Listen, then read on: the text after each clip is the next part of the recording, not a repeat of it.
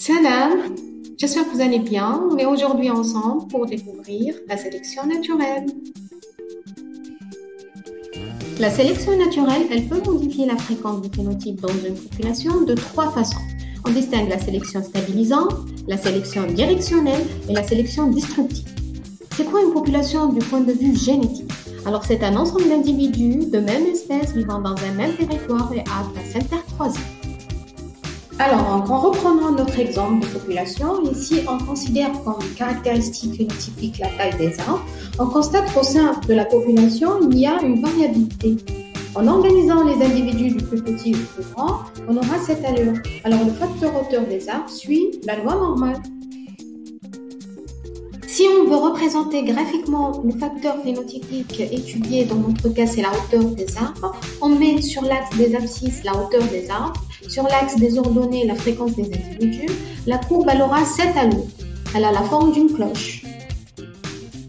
Comme vous le constatez, la loi normale elle présente une symétrie par rapport à son espérance, la moyenne qu'on désigne par mu, et elle est caractérisée également par l'écart type sigma qui renseigne sur la dispersion des variables autour de leur moyenne.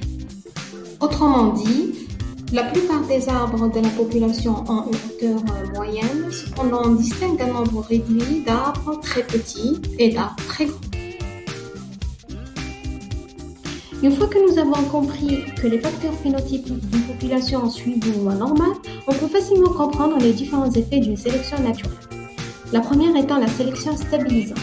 Dans cette dernière, c'est les phénotypes extrêmes qui sont éliminés. Dans cet exemple, il s'agit des arbres très grands et très petits. La nouvelle allure de la courbe gaussienne de la population ayant évolué est la suivante.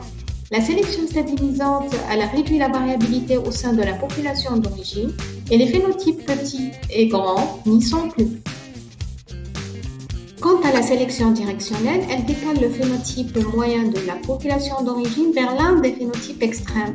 Dans cet exemple, c'est les arbres grands qui sont favorisés au détriment des petits arbres.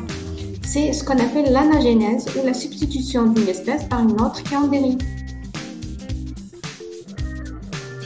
La sélection disruptive, elle divise la population d'origine en deux sous-groupes, en favorisant les individus ayant les phénotypes extrêmes. Dans notre exemple, c'est les arbres grands et les arbres petits.